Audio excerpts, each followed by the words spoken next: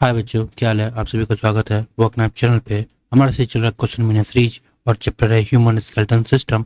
आज करेंगे हम लेक्चर नंबर 2, जिसमें हम देखेंगे structure of contractile protein and mechanism of muscle contraction के क्वेश्चन। ठीक है,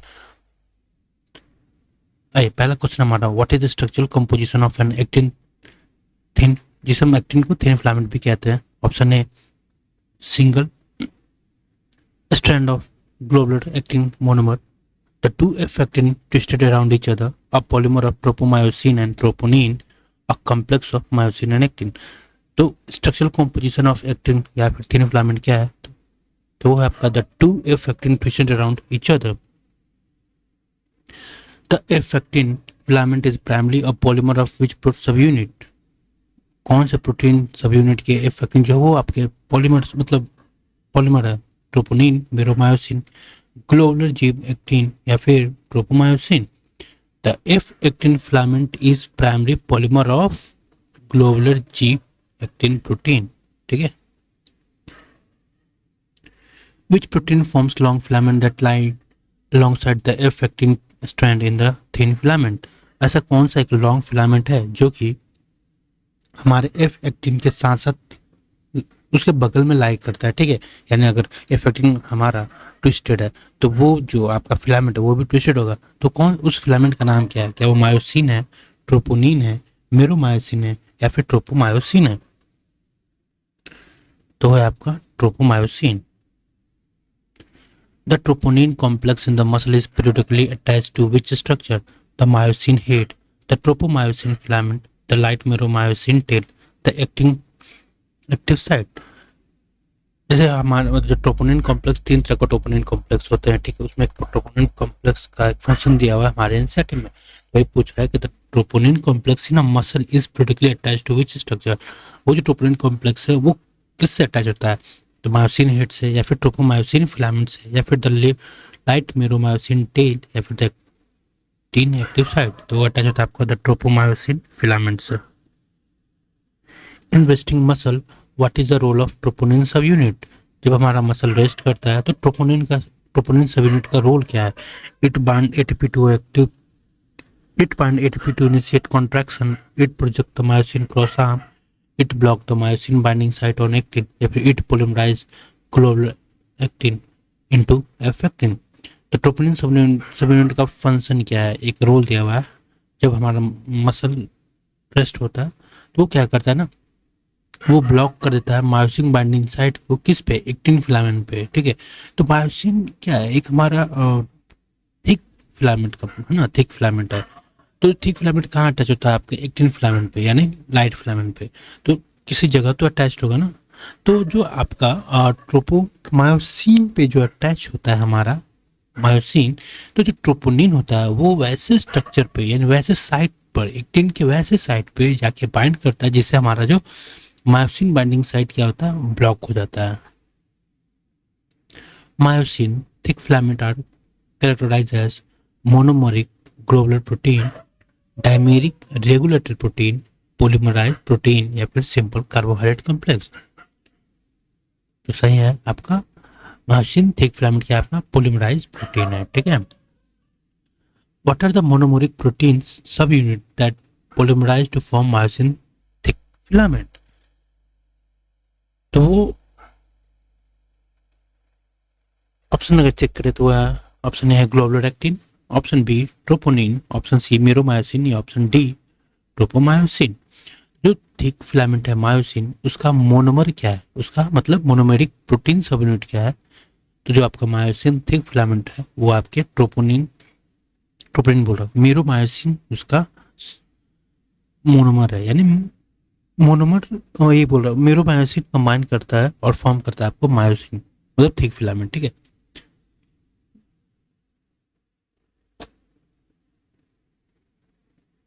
the globular head and short arm of meromycin are collectively known as light meromycin, troponin complex, globular jeep actin या या फिर head मेरोमायसिन, heavy मेरोमायसिन। जो हमारा globular head and short आपको क्या कहते हैं? हेवी मेरोमायसिन। और जो उसके टेल होता है उसे कहते हैं लाइट मेरोमायसिन। तो globular head and short arm को क्या बोलेंगे? Heavy meromyosin. What is the term for projecting heavy meromyosin component of a myosin filament? जो हमारा एक टर्म हम दिए हुए हैं किस चीज के लिए? हम हेवी मेरोमायोसिन के लिए, ठीक है. जब वो आपको एक पर्टिकुलर डिस्टेंस है, regular distance and regular interval पे और एक रेगुलर एंगल पे वो बेंड करता है, तो अब हम उसे क्या कहते हैं? उस पर्टिकुलर टर्म दिए उसे हम कहते हैं cross arm. The globular head of myosin cross arm function as a structural scaffold for troponin, an active ATPase enzyme with site for ATP and actin. Option C, a calcium binding protein या फिर an inhibitor of tropomyosin movement. जो हमारा globular head है myosin cross arm, ठीक है. अब cross arm यहाँ सब समझिए क्रॉस आर्म किससे बना हुआ है? हेवी मेरोमायोसिन जिसका हेड और आपका नेक रीजन होगा. देखिए तो पहला क्वेश्चन देखिए, अब वो कहाँ गया? और पीछे यही है ना? नहीं नहीं, और ना द टर्म प्रोजेक्टिव इमेज में भी तो रेगुलर आर्म उसे क्रॉस आर्म ही कहते हैं, ठीक है. अब हम यहाँ देखते हैं, हाँ, the globular head and short arm, ठीक है. इसको ही हम बोलते हैं मेरोमायोसिन. जब आपका हेवी मेरोमायोसिन एक पर्टिकुलर एंगल रेगुलर डिस्टेंस पे बेंड करता है, प्रोजेक्ट करता है आउटवर्ड, तो उसे हम कहते हैं क्रॉस आर्म. और इस क्रॉस आर्म में यानी इस क्रॉस आर्म के ग्लोबुलर हेड पे क्या होता है? आपका एन एक्टिव एटीपीज एंजाइम होता है, फिर साइट फॉर एटीपी होता है एंड एक्टिन. एक्टिन होती है क्या? एक्टिन प्रोटीन, ठीक है. तो एक्टिन से जहाँ बाइंड करने वाला है ना ये मायोसिन, वो भी साइट होगा आपके, ठीक है. तो 3 साइट हो गई. एक आपका एक्टिव एटीपीज एंजाइम होगा, ठीक है, एंजाइम होगा, और साइट होगा किसके लिए? एक एटीपी के लिए और एक एक्टिन के लिए. विच theory best explain the mechanism of muscle contraction? देखो मैं आपको एक बार ऑल और non theory, sliding filament theory, cross bridge cycling theory या फिर इलेक्ट्रोकेमिकल ग्रेडियंट थ्योरी. तो जो हमारा मैकेनिज्म ऑफ मसल कॉन्ट्रैक्शन है वो एक्सप्लेन किया गया था स्लाइडिंग फिलामेंट थ्योरी से, ठीक है. What is the functional unit compromised of a motor neuron and the muscle fiber it's connect to? sarcomere, neuromuscular junction, motor unit and या फिर sarcoplasmic reticulum. तो देखो जब हमारे बॉडी से सिग्नल जाता है यानी सेंट्रल नर्वस सिस्टम के पास, और सेंट्रल नर्वस वाई और आपका मोटर न्यूरॉन सिग्नल वापस आउटपुट जनरेट करके भेजता है मसल फाइबर के पास. तो जो मोटर न्यूरॉन है एंड द मसल फाइबर है, ठीक है, इसको हम क्या कहते हैं? कंबाइंड सब यूनिट को क्या कहते हैं हम? मोटर यूनिट, ठीक है. What is the name of specialised synapse between a motor neuron and a sarcolemma of a muscle fibre? तो synaptic cleft, motor end plate और न्यूरोमस्कुलर जंक्शन, टिट्यूब्यूल या फिर एक्सन टर्मिनल. तो हम पर्टिकुलर एक देखो सिनेप्स फॉर्म करती है किसके बीच? मोटर न्यूरॉन और सर्कुलेमा के बीच. तो जो मोटर न्यूरॉन है और जो सर्कुलेमा हमें पता है कि plasma membrane of muscle fibre है, ठीक है. तो हम सर्कुलेमा कहते हैं. तो जिस मानो ये एनसीईआरटी हमारा क्या है? मसल फाइबर है, और 4 नीट है, ये क्या है? हमारा मोटर न्यूरॉन है. तो इन दोनों के बीच में एक क्लेफ्ट पैदा हुआ है, इसे हम कहते हैं मोटर एंड प्लेट और न्यूरो मस्कुलर जंक्शन. अब आप मान के चलो कि ये जो वर्क टाइप है आपका ब्रेन है, वर्क टाइप से आपका सिग्नल आया, ठीक है, और 4 नीट ये आपका क्या है? मोटर न्यूरॉन है. तो वर्क टाइप भाई सिग्नल सेंड किया मोटर न्यूरॉन टू किससे? सर्कुलेमा के पास, ठीक है. ये आपका एनसीईआरटी सर्कुलेमा है. जैसे ही यहाँ पे जाता है आपका और सिग्नल सेट करता है, तो एक आपका केमिकल रिलीज होता है जिसको हम बोलते हैं न्यूरोट्रांसमीटर रिलीज होता है, जिसको हम कहते हैं एसिटाइलकोलिन. अब एसिटाइलकोलिन करता है क्या है? एसिटाइलकोलिन आपके बॉडी में जाता है, ठीक है, मतलब आपके नर्व फाइबर में, और वहां से एक वोल्टेज क्रिएट करता है, जनरेट करता है, और वो वोल्टेज क्रिएट आपके सार्कोप्लाज्मिक रेटिकुलम के पास जाता है, वो जनरेशन जो जनरेट हुआ है आपका, और वहां से आपका वोल्टेज क्या करता है? एक्टिवेट करता है कैल्शियम पंप चैनल को, जिससे आपका कैल्शियम क्या करता है? रिलीज होता है आपके सार्को ये साइटोप्लाज्म में, ठीक है. अब साइटोप्लाज्म में हमारा कैल्शियम लेवल इंक्रीज किया. जैसे ही कैल्शियम लेवल इंक्रीज करता है, वो क्या करता है? आपके ट्रोपोमायोसिन के वैसे ट्रोपोमायोसिन के पास जो आपका ट्रोपोनिन था, ठीक है, उससे जाके बाइंड करता है, जिससे ट्रोपोनिन और ट्रोपोमायोसिन अलग हो जाते हैं. तो ट्रोपोमायोसिन के पास जो फ्री साइट वो आपका अवेलेबल हो जाता है किसे? बाइंडिंग के लिए, ठीक है. तो इससे हमारा मसल कॉन्ट्रैक्शन के लिए होता है, ठीक है. देन रिलीज के लिए आपको फिर से जो क्रॉस ब्रिज फॉर्मेशन होता है, फिर वहाँ पे एटीपी आता है, एटीपी ब्रेक करता है, एटीपी यानी इनॉर्गेनिक फॉस्फेट में, तो आपका मसल क्रॉस ब्रिज ब्रेक करता है, फिर वो कॉन्ट्रैक्ट करता है। तो ये इस तरह प्रोसेस रेगुलर चलता है और कॉन्ट्रैक्शन एंड रिलैक्सेशन, कॉन्ट्रैक्शन चलता रहता है। ठीक है, अब ये तो कॉन्ट्रैक्शन की बात है, तो रिलैक्सेशन कैसे होता है? तो रिलैक्सेशन आप समझो कि फिर से एटीपी जब आपके क्रॉस ब्रिज पे कंबाइन करता है, तो एटीपी क्या करता है, वहां पे एक फिर से एनर्जी जनरेट करता है, जिससे आपका कैल्शियम क्या होता है, पंप बैक करता है किसमें, वापस सर्वोप्लाज्मिक रेटिकुलम में। ठीक है, अब कैल्शियम जब हमारे वापस बैक किया, ठीक है, कैल्शियम बैक किया, तो वापस फिर से हमारा जो ट्रोपोनिन था वो एक्टिव हो जाएगा और ट्रोपोमायोसिन की एक्टिव साइट को ब्लॉक कर देगा, तो हमारा रिलैक्सेशन हो जाएगा। ठीक है, तो इस तरह एक ओवरव्यू मैंने बताया। तो what is the name of specialised synapse between a motor neuron and the sarcolemma of muscle fibre? जिसे हम कहते हैं मोटर इनप्लेट और neuromuscular junction. What neurotransmitter is released at the neuromuscular junction to initiate muscle contraction?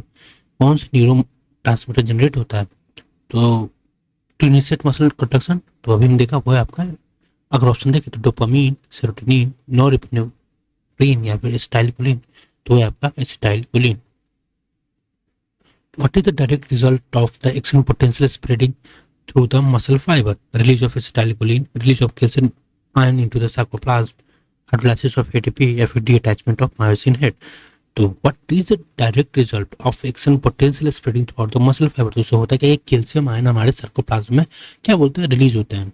कहाँ से? Sarcoplasmic reticulum से। अभी sarcoplasmic reticulum क्या करता है, जो एक्शन पोटेंशियल है वो कैसे एक्टिवेट होता है? तो ये जो एक्शन पोटेंशियल है वो क्या करता है, वोल्टेज को गेट को क्या करता है, एक्टिवेट करता है, एंड वोल्टेज गेट आपके चैनल मैसेज या फिर हम कह सकते हैं ट्रांसमिट करता है आपका पोटेंशियल, ये calcium ion, calcium pump on हो और वो आपके कैल्शियम आयन को रिलीज करें सर्कोप्लाज्म में। अगला क्वेश्चन के an increase in sarcoplasmic calcium ion lead to calcium binding specific to what protein? अब देखो कैल्शियम आयन हमारे सर्कोप्लाज्म मतलब सर्कोप्लाज्म में निकल चुके हैं, ठीक है, और हमें पता है कि ट्रोपोमायोसिन के पास ट्रोपोमायोसिन क्या करता है, आपको मायोसिन यहाँ से अटैच होता है, लेकिन इन दोनों को अटैच को रोकने के लिए कि आपका ट्रोपोनिन का सब यूनिट होता है जो कि आपके ट्रोपोमायोसिन पे अटैच होता है। जैसे ये कैल्शियम आयन इस ट्रोपोनिन आयन से कंबाइन करता है, तो ये सब यूनिट ट्रोपोनिन ट्रोपोमायोसिन से अलग हो जाता है। जैसे ही ट्रोपोनिन सब यूनिट आपके ट्रोपोमायोसिन से अलग होता है, तो मायोसिन हेड आपका क्या करता है, इस ट्रोपोमायोसिन से अटैच हो जाता है। समझ गए? तो an increase in sarcoplasmic calcium ion lead to calcium binding especially to what protein? A sub unit of troponin. A sub unit of troponin के पास ही कैल्शियम जाके क्या करता है, बाइंड करता है, जिसकी वजह से कैल्शियम ये जो ट्रोपोनिन को क्या करता है, रिजल्ट करता है कि ट्रोपोमायोसिन से आप अलग हो जाओ। जैसे आप ट्रोपोमायोसिन से अलग होते हो तो मायोसिन हेड क्या करता है, जाके अटैच कर देता है। ठीक है, what is the primary effect of calcium binding to troponin during muscle contraction? It causes tropomyosin to bind it causes tropomyosin to bind to myosin. It masks the active site on actin. It removes the masking of active site for myosin on the actin. It directly provides energy for the power stroke. तो वही वही हमने देखा कि जब calcium bind करता है troponin से, तो क्या करता है कि जो आपके एक्टिन पे यानी ट्रोपोमायोसिन, एक तरह का हमें पता है एक्टिन प्रोटीन है, तो उस पर जो आपका एक्टिव साइट है मायोसिन का, उसको क्या करता है कि रिमूव कर देता है। ठीक है, तो वही it remove the masking of the active site for myosin on actin filament. What is the energy source utilized for the myosin head to bind to actin and form a cross bridge? Energy and creatinine phosphate, energy from ATP hydrolysis, energy from the exit potential, energy from calcium release. अब बोला कि वो जो energy हमें use होता है इस muscle contraction में, वो कहाँ से आता है, वो कहाँ से आता है एनर्जी है, जो हमारा मायोसिन हेड को बाइंड कराता है आपके एक्टिन साइड पे और फॉर्म करता है क्रॉस ब्रिज, तो वो आपका एनर्जी आता है आपके एटीपी हाइड्रोलाइसिस से। ठीक है, during muscle contraction what structure is pulled toward the center of a band? तो center of a band हम जो हमारा प्रीवियस लेक्चर हमने देखा था, ठीक है, तो वो आपको आई बैंड ए बैंड वगैरह सब समझ में आया होगा। तो उससे क्वेश्चन पूछ रहा है कि during muscle contraction what structure is pulled toward the centre of the A band? The Z line, the actin filament, the myosin filament, the sarcoplasmic reticulum. तो during muscle contraction Z line क्या करता है, वो आपके A band की तरफ आप contract होने लगता है। ठीक है, what is the effect on the sarcomere when attached actin filament are pulled inward? जब आपके ई बैंड क्या, what is effect on circular vein that touch actin filament pull inward. जब हमारा एक्टिन फिलामेंट इनवर्ड पुल होता है तो क्या हमारा ई बैंड शॉर्टन होता है, या फिर जब आई बैंड लेंथ है तब बढ़ाने लगता है सर्कुलर शॉर्टन कॉन्ट्रैक्शन, या फिर the jet line move further apart. नहीं, तो हमारा जेट लाइन क्या होता है कि और पास आने लगता है, एक बैंड पे कोई असर नहीं पड़ता है। आई बैंड क्या करता है, शॉर्ट होता है, और सार्कोमियर क्या करता है, शॉर्टन। तो सही ऑप्शन क्या दिख रहा है आपका कि सार्कोमियर शॉर्टन होने लगता है। ठीक है, ये सारे ऑप्शन हमने जैसे ए बी डी गलत क्यों ये बताते हैं। ए बैंड कोई असर नहीं होता है, आई बैंड यहाँ पे लेंथ लिखा हुआ लेकिन शॉर्टन होता है, जेड लाइन मूव फर्दर नहीं, जेड लाइन कम क्लोजर। ठीक है, अब इस पिछला वाला क्वेश्चन है, इसका आंसर होगा sorry the during muscle contraction what is pull in what, वो है आपका एक्टिन फिलामेंट। ठीक है, एक्टिन फिलामेंट। ठीक है, और इसका आंसर होगा आपका वही है कि effect on circular when touch actin filament और पुल व्हाट। ठीक है, तो इस क्वेश्चन से मुझे लगता है कि एक्टिन फिलामेंट ही आउटपुट होगा, तो उससे होगा कि क्या हमारा सर्कुलर क्या होगा, शॉर्टन हो जाएगा। Which band retain its length during muscle shortening contraction? The I band, the A band, the Z line, the H zone।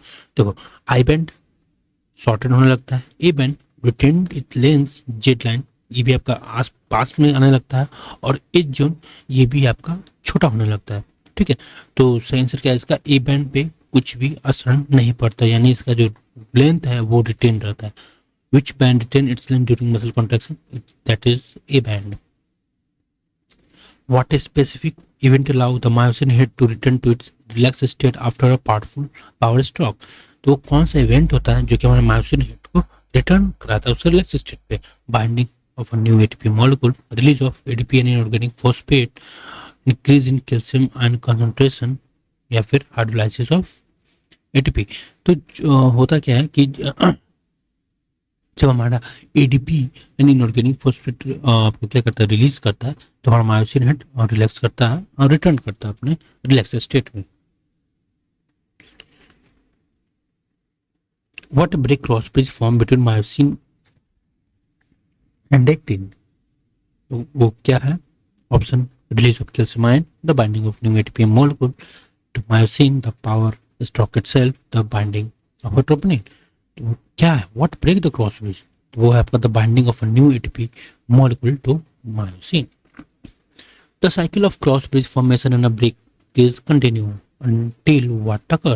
ATP is depleted, calcium ion are pumped back into the sarcoplasmic cistern, acetylcholine is degraded, glycogen stored are exhausted। तो ये जो होता है ये कब तक होता है, कब तक हमारे ये जो क्रॉस ब्रिज फॉर्मेशन और ब्रेकेज चलता रहता है, ये तब तक चलता है जब तक हमारे जितने भी कैल्शियम आयन जो कि पंप हुए थे एसिटाइलकोलिन के आने की वजह से वो वापस बैक हो जाए आपके सार्कोप्लाज्मिक सिस्टर्न में। What causes the return of jet line to the original position, leading to muscle relaxation, formation of new cross bridge, masking the actin filament, breakdown of lactic acid, या फिर hydrolysis of ATP. तो jet line आपस अपने original position कब आता है, जब हमारा एक्टिन फिलामेंट मास्क हो जाता है। ठीक है, क्योंकि कैल्शियम आयन तो अब रिटर्न होगी ना सार्कोप्लाज्मिक रेटिकुलम में। What is the common cause of muscle fatigue during repeated intense activation, depletion of myoglobin, accumulation of lactic acid from anaerobic glycogen breakdown, increase in mitochondrial count, या फिर excess oxygen storage। तो muscle cause का मतलब कौन सा, muscle fatigue during repeated intense activation या फिर हम कह सकते हैं एक्सरसाइज में, वो क्यों होता है, तो होता क्या है कि जो हमारा लैक्टिक एसिड का एक्युमुलेशन होता है, क्यों, क्योंकि हमारा जो ग्लाइकोजन का ब्रेकडाउन एनारोबिकली होता है, इनफ ऑक्सीजन नहीं मिलता है, तो हमारा जो भी हमारा ग्लाइकोजन ब्रेकडाउन होता है तब वो क्या करता है, लैक्टिक एसिड का फॉर्मेशन करता है और वो एक्युमुलेट करता है, जिसकी वजह से हमारा मसल फैटिग कर जाता है। What is the name of red oxygen storing pigment found in muscle. अब देखो मसल दो तरह के होते हैं, red fibre and white fibre. ठीक है, तो रेड फाइबर में क्या होता है कि स्ट्रक्चर प्रेजेंट होता है जो कि रेड कलर का होता है, वो ऑक्सीजन स्टोर करता है। ठीक है, तो उसे हम क्या कहते हैं, ऑप्शन चेक करते हैं, हीमोग्लोबिन, साइटोक्रोम, मायोग्लोबिन या फिर मेलानिन, तो उसे हम कहते हैं myoglobin. What characteristic define red muscle fibre, देखो रेड मसल फाइबर क्या होता है, इसके पास हाई मायोग्लोबिन कंटेंट होंगे, मिनी माइटोकॉन्ड्रिया होगा और ये एरोबिक होगा। ठीक है, लेकिन वही हम बात करें व्हाइट मसल फाइबर तो उसके पास क्या होगा कि मायोग्लोबिन कंटेंट लो होगा। ठीक है, उसके पास माइटोकॉन्ड्रिया कंटेंट भी लो होगा, लेकिन उसके पास सार्कोप्लाज्मिक रेटिकुलम वो कंटेंट ज्यादा होगा और वो कैसा होगा, एनारोबिक परफॉर्म करेगा। ठीक है, कौन? White muscle fibre. लेकिन रेड मसल फाइबर क्या करता है आपका? High myoglobin content, mini mitochondria और एरोबिक होगा, ठीक है।